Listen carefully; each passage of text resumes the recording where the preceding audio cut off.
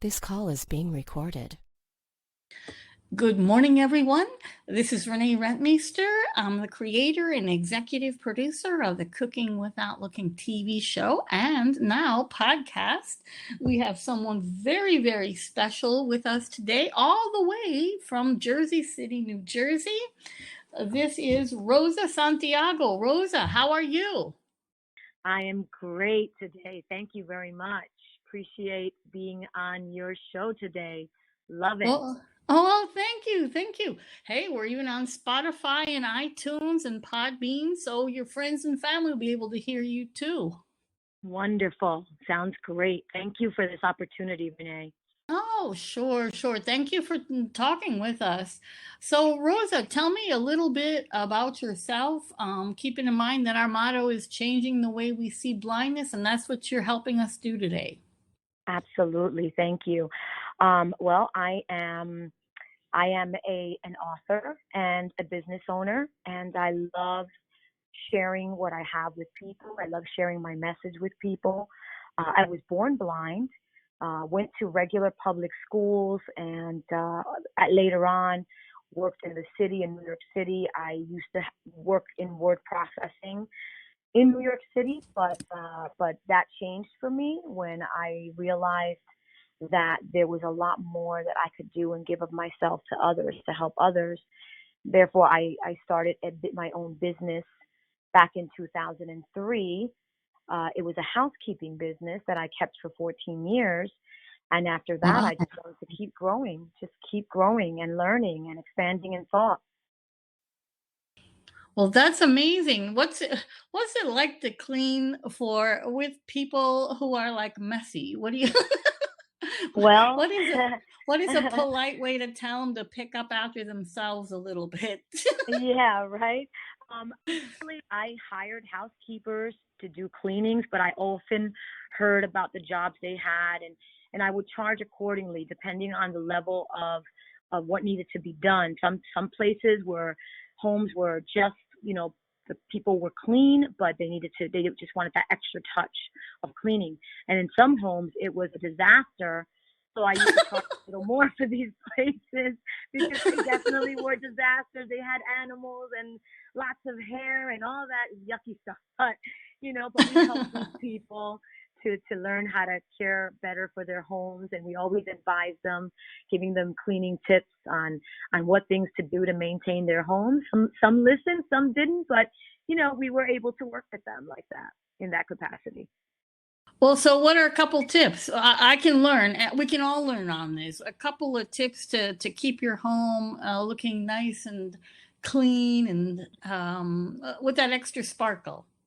Well, one thing, we always used cleaning products that were natural, natural from nature, which is something that I really, really believe in. It's always been what I've done in my life since my early 20s. I learned about essential oils and aromatherapy and having a home that's clean naturally without the Clorox, the bleach, and all these things that are toxic, not only to animals, to babies, to people.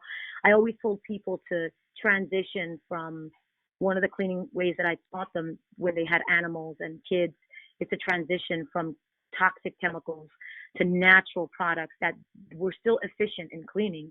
They just were, they were different because they were plant-based instead of chemical-based. And so people listened, and a lot of them transitioned to natural products. I used my own products that I used to make, my own products, and I would have them, some of Oh, them would wow. want them. Yeah, so they would want them. And sometimes I would, just tell them, like, it's easy to maintain your home if you just take care of things quickly. Instead of leaving dishes in the sink overnight or for 2 days, get rid of it. Like out of sight, out of mind. Clean your areas quickly so that this way you don't have to worry about it later on. And when the cleaning crew comes in, it's more of a just cleaning every 2 weeks, but just maintaining, maintenance of their homes. So people listen to that, and we did have really great customers at the time that I had that business. Well, I know that there are some special tips if you're blind or visually impaired to keep your house in good order. Do you have any of those for us today? Oh, absolutely, absolutely. At home, I typically I do have my own housekeeper that comes in every 2 weeks, but in the interim of that space and time, I have a vacuum that I use that I've never used a vacuum better, and I'm not here to, advertise it or anything, but I use the one of the beautiful vacuums that pick up hair because I have a dog. And so there's hair, and I want to always maintain my floors clean. I have wooden floors. So I have this vacuum that really is great with the hair, the Dyson. And it's really great with the hair, with the dogs and everything else. I also maintain my kitchen. I always make sure my dishes are cleaned. I use natural for everything. So my dishes are clean, countertops, everything that I can possibly clean that I know how to do, make sure the table's clean, everything else. My bathroom, I wipe it down, tidy it up. When the housekeeper gets here, of course, she does more intensive cleaning, but I do maintain it. I do keep my home. I love to have a special vacuum. That one is good. Also, the Swiffer is good. When you have just a little bit to clean, you don't have to break out the vacuum and all that. You can just wipe down the floors with that, with the Swiffer stick. And that is a good way of, instead of, you don't have to really see anything to do that. And the mopping, I leave it to my housekeeper, but Well, a couple of blind friends of mine have the Roomba. Have you ever tried that? I never tried it because I feel like, I know it's probably a good vacuum, but it's all over, like it just moves around by itself. I never really tried it. I never did. I know I'd be tripping over it somehow. I forget I had it on, and all of a sudden I would just trip over it. Exactly. I think I'm more comfortable with the Dyson, and I like because it's fast, efficient, and also you don't need a cord that you have to tag along. It's completely, you just charge it and just clean the home with that. Yes. But that was my business for 14 years, but then I let that go. Well, then what did you move on to, Rosa? I moved on to bigger and greater things that I'm so excited about in my life right now. I literally, I wrote a book. It's called Live Your True Essence. Learn 12 secrets that will empower your mind, balance your body, and enlighten your spirit. Say the title again, Rosa. Sorry about that. It's called Live Your True Essence. Ooh, Learn nice. 12 secrets that will empower your mind, balance your body, and enlighten your spirit. And I got into learning about inside of ourselves. I mean, many of us are so focused on the physical aspects of life, our physical world, our physical self, that we sometimes don't go internal. And when you go internal, you learn so many beautiful things about yourself through meditation, through affirmations, through manifestation. When we purposely begin to manifest things in our lives, really magic begins to happen. And that's what I started learning through the process of writing my book and then publishing my book in 2018. Actually, the beginning of 2019 in January. I just started going on this new path in my life where I was learning so much more about myself and my abilities and the power that we all have within to do so many beautiful things. And sometimes we set ourselves back from some beautiful things because we believe that it's not possible for us. When you start learning what's possible for you, the new possibilities that are in the horizon for us, it's just incredible, the things we can do. And today, after writing my book, I started on this new path where I'm talking to people. I'm learning more about myself each passing day.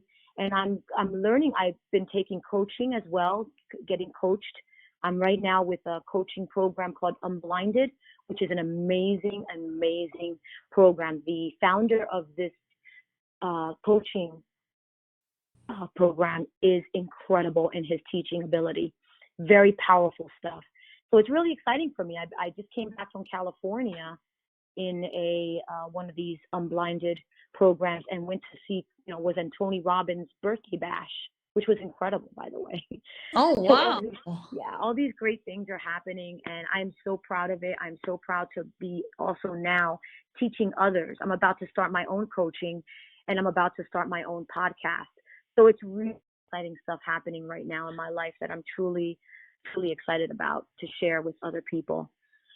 Well, this is great. What are like one or two things that you learned about yourself? And I like how you talk about learning what abilities you have, because oftentimes, people think, "Oh gosh, I'm so sorry, you're blind." And then they don't move beyond that. But I like what you're talking about. Your abilities. It's not what you can't do, it's what you can do, what we can all do. Yes, and there's an incredible quote by Henry Ford that says, if you think you can do a thing, or you think you can't do a thing, you're right.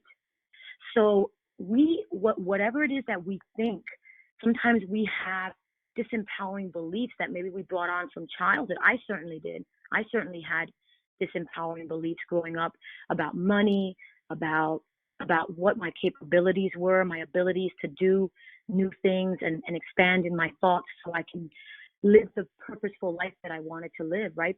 There was a time in my life where I didn't have that. I didn't have anyone inspirational in my life or motivational that could help me get to my next step. It was my belief in myself that I had to push through things in the best way possible. But that wasn't enough. And today, one of the things that I've learned is to have that love for yourself. First and foremost, the most important thing is to love yourself, to accept yourself for who you are. That is number one on my list. And I believe that once you accept yourself for who you are, no matter your challenges, your disability, whatever that may be, we have Mhm. to stand up to who we are and have the confidence that whether we're blind or not, or whatever that disability is, Right. um, we have to believe in ourselves and know and learn what we're capable of doing. So the confidence that we have in ourselves, the trust that we have in ourselves to do, whether people accept us or not, to me, it's really about accepting yourself first. And when you do that, whether people accept you or not, you Right. are in a position to just be yourself, and that's okay. And It's it's okay to irrelevant be if someone irrelevant. doesn't accept you, you just move on to the next person. Absolutely, absolutely. And that's what I believe. I believe that we have within ourselves and within our power to be exceptional, to have a magical life. It's up to us. It really is up to us what we want. And we have to make that clear, what it is that we want in order to pursue with what we want to do in life. If we limit ourselves, we're limiting everything. We're limiting our potential, our ability to grow, to learn, to expand, and to help other people, which is what I love to do. I love for people to be exceptional, and that's what I want for everyone. Now, tell me something. Did what do you have any stories of how maybe you felt because of your blindness, someone sort of like skirted you or steered clear of you, or was sort of nervous, and you learned to make them feel more comfortable? Well, I mean, I have a story where when I was young, and this was in high school, uh, I wanted to be part of a play in high school. And at that time in my life, I had so many discouraging thoughts about myself. I was lost. I was basically just learning to accept myself, but didn't accept myself fully. Always worried about what people thought of me. Always concerned about, when people met me, what they were going to think about me. Wow, this blind Hmm. girl, like she doesn't, and some Wow. kids would reject me and they didn't want to hang with me because I was blind. And that was exactly the reason they didn't want to hang with me. It got to the point where I remember when I wanted to be in the school play, um, I had so many beliefs, disempowering beliefs about myself that they asked me in the play. It was a Bye Bye Birdie. I don't know if you ever heard about that play, Bye Bye Birdie. Sure, sure, sure. Yes, right. Very And so, famous. very famous play, and we did it in high school. We actually they decided to do that play. The vocal dynamics teacher. I was in vocal dynamics because I was one of the top singers in the school. So they put me in. They wanted me to be in this play. So long story short, I was in the play, but one of the main actors in the play wanted me to sing with him in that part where I was the number one fan, his number one fan. And he wanted me, which was surprising to me, right? Me thinking of myself the way I did. Sure. And I said, no, I'm not doing it. I said, Oh, how can I, me, a blind girl, honestly, I said this, really, what can I, even if I sing, how am I going to dance with you? How am I going to, at the end of the play, you're thinking that you have to kiss the guy because it's a romantic kind of thing. And sure. I'm his number one fan. And I said, no, not me. I can't do that. I'm not capable of doing that. I would be in an embarrassing position with myself. And I just rejected myself in that moment. It was one of the most pinnacle moments in my life because I said, I just hated myself for it. And my inner girl, my inner girl, the real person that I wanted to be, just was yelling. It was like she was yelling at me, saying, "How could you let this opportunity go? You could have made a difference. You could have done something special there." And I just didn't do it because I felt embarrassed about myself, about my blindness and who I was, and it was very sad to myself to treat myself that way. I hated being in my own skin. Let's be sincere about it. At that time, I Sure. just didn't like who I was and how kids treated me and how they bullied me, and those things just made me feel it took me to a dark place. And your soul was yelling out to you, no, no, do the Right, play, my higher self, sing. yeah. Yeah, she was disappointed in me because she knew that I was capable, but I didn't. I still had to move forward in that path. I still didn't have that path open to me. I had too many disempowering beliefs about what I was capable of, and I had to move in a direction. And life was taking me there, but it was taking me there with time, with experience, with learning, with growing, and to be able to accept myself. I went through very challenging moments in my life that brought me to where I am today, where I'm able today to connect with my higher self. And in my book, I speak about this. I speak about these experiences throughout my life that took me to learning how to connect with my higher self, the best of myself, that today I'm still working hard to step into that person, that unique person, which is what I believe our higher self is, that endless part of ourselves, that big and just that part of ourselves that always continues to grow and expand because we're always learning. Isn't that right? We're always learning every Always day. learning. It doesn't matter if we have sight or if we don't, or if we can walk or we can't. We are always learning. That's the purpose of actually just living. And Yeah. Rosa, I see here that you are also coordinator of the Spanish committee for the NFB, the National Federation of the Blind. Yes, I am.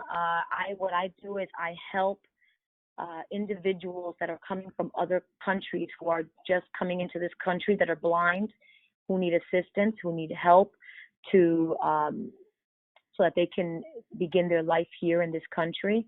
And I connect them with the right organizations and agencies so that they can get to know their country, and maybe they want to learn the English language. They want to expand. They want to be part of NFB. They want to grow in the country, and I help them to do that. And it's Wow, a great blessing to do that because I get to help that's people, connect with others. that's just like so amazing, because when you imagine someone coming here from another country and they can't speak the language, that's a difficult issue enough. But then when you figure that you're blind and you can't speak the language, what a blessing you are to the people who are coming over here. Thank you. And they're a blessing to me as well, because I have the opportunity to get to know them, and they're beautiful people that want to grow. They want to learn the language. They want to be part of society and work and find employment. So it is a blessing to get to know them as well, and connect with them and help them in their endeavor to be part of this country so they can also, live a great life here. Sure. Do you have any great success stories on that? Yes, I helped this one person. His name is Ariel. He came into this country so eager to learn, so eager to get to know people. And me and the vice president Beatrice got him connected with the Federation of the Blind, National Federation of the Blind. We connected him with that organization. We also got him assistance with the agency, Commission for the Blind. So we also connected him with that. Now today he is doing a lot. He is involved and he's entered the gym. He wanted to be a gym. He used to be a police officer in Colombia, and he got shot in the head. Oh no! Almost got killed, but God saved him, and there's a purpose for him in this world. Like I always tell him, there is a reason why he's here, and he's blind, but he is an amazing man who wants to do so much. And he's already employed. He is at the gym. He loves to work out. He loves people. He's connected with so many friends now. Just an amazing story that he has to tell. Wow, that's so wonderful. It was a blessing to be able to help him. We became really good friends. Oh, that's really wonderful. Absolutely. Now, for the pièce de résistance, you we are called Cooking Without Looking. So, yes. Rosa, Mm-hmm. what is the recipe you want to share with our listeners? Oh man, I love this beautiful recipe that I make. It's a chicken. It's like a Creole recipe, and I make it where I cut up the chicken in little pieces, and then I saute it with like salt and pepper. I ground garlic, fresh garlic, ground that up. I do onions. I chop onions. I chop tomatoes in little pieces. Peppers, red and green peppers. I chop them up in fine pieces too. And then I put in a pan on the stove. I put olive oil. And then what I do is I put a little bit of garlic in that olive oil and just, make it nice and tasty. And what I do is I put a little bit of adobo, of course, our little Spanish adobo, get that Spanish kick in there. Oh, yes. Right? There's nothing like adobo. Exactly. And I put that little bit of pepper and all this stuff. And then what I do is I just marinate that chicken with the seasonings. And then I put that in the pot with the olive oil and garlic. Then I also, of course, put the ground garlic, mix it all together with the chicken and put that on the pan.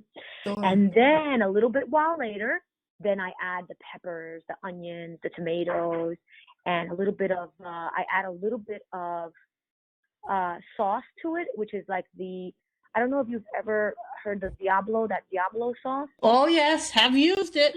Yeah, so I pour a little bit of that, about maybe I guess 3/4 of a cup. I put that in there, blend it all, cover the pan, and let that ride, let that cook for a little while, and then of course I make sure I stir it again, make sure it's cooking well, and then voila, you have a nice beautiful chicken recipe. Oh my God, that just sounds so wonderful. Yeah. I can, especially when you mentioned adobo, I can just smell it over here. And I put that over white rice, jasmine rice. Sure. I love making jasmine rice. I Sure. put that over the jasmine rice. I make that. If people want it on the side, absolutely, or on top, even better. Oh my God, that sounds wonderful. Well, Rosa, if I just want to go out and make it now. I want to run to the store and make it. It sounds so good. Surely, I can send you the recipe if you like. Absolutely. That would be wonderful. We'll make it the recipe of the day tomorrow. Sounds yummy. Well, Rosa, if someone wants to get a hold of you, how do they reach you? Oh, absolutely. They can actually reach me at rosasantiago.com. That's my website. That website is divided into different things that I do, because I do a little bit of a lot of things. You're a buffet. You're a human buffet. Yes. So if they want to check out my book, it is on that website. The book is on the website. You can link to it. I also have my online organic store on that website, so you can check that out as well. I sell organic beauty products. And you can also connect with me because I do also, I am affiliated with LifeVantage, which is a company that's all about activators, vitamins, activators, and skincare. So I do that as well, and I'm also going to be launching very soon my public speaking because I've started doing public speaking. So that's another arena that I'm in. So you guys anyone can check me out through the rosesantiago.com website. Well, thank you so much, Rosa, for spending time with us this morning. I am running out to the grocery store to make your chicken Creole. Ooh, sounds good. And thank you so much, Renee, for having me on your show. I heard a lot of great things about it, and I'm so excited to have been here today. Thank you so much for that opportunity. Well, thank you. And thank you to all of our listeners. If you want to listen to us, we're on iTunes and Podbean and Spotify. And you can check out our website at www.cookingwithoutlookingtv.wordpress.com. And thank you, Rosa, for helping us change the way we see blindness today. Take care. Thank you. Bye-bye. Bye-bye.